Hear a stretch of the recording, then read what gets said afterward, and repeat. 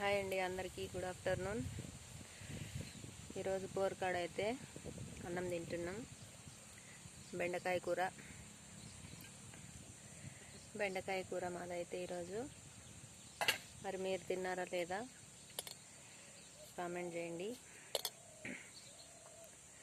ఒక చిన్న విషయం ఏంటంటే,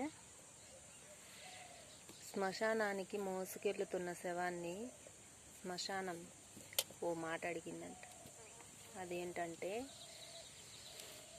నీ లగేజ్ ఎక్కడా, నీ ఆస్తులు ఎక్కడా అని అడిగిందంట.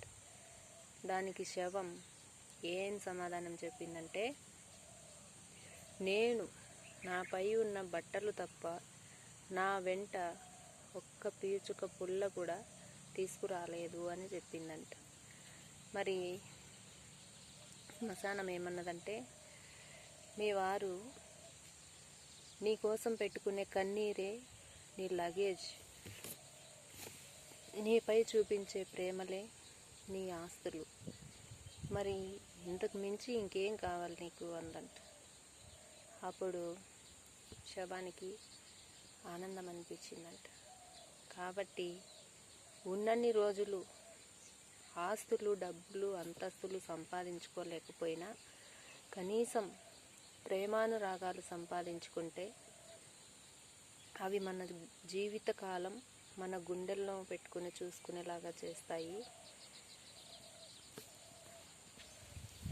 కాబట్టి దయచేసి మనం బ్రతికి ఉన్నంత వరకు నలుగురితో కలిసి ప్రేమానురాగాలతో ఉండటం మంచిదనుకుంటాను.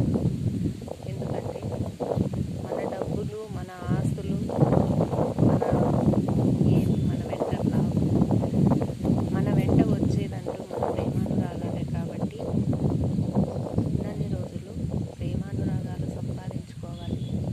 చాలా అంటే చాలా సంపాదించుకోవాలి ప్రేమానురాగాలు. అవే కాబట్టి మన వెంట వచ్చేది, అవే సంపాదించుకోవాలి. డబ్బులు, ఆస్తులు అన్నీ కూడా మధ్యలో వస్తాయి, మధ్యలో పోతాయి.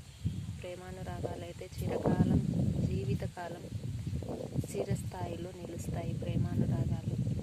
ఓకేనా? కాబట్టి దయచేసి ప్రేమానురాగాలతో ఉండడం నేర్చుకొని ఉండాలి అని మనస్ఫూర్తిగా కోరుకుంటున్నాను. ఓకేనా? Okay, bye. నా వీడియో నచ్చినట్లయితే లైక్ చేసి, షేర్ చేసి, సబ్స్క్రైబ్ చేసుకోండి. కొత్తగా చూస్తున్న వాళ్ళు మన ఛానల్ని తప్పకుండా సబ్స్క్రైబ్ చేసుకోండి. Okay, bye.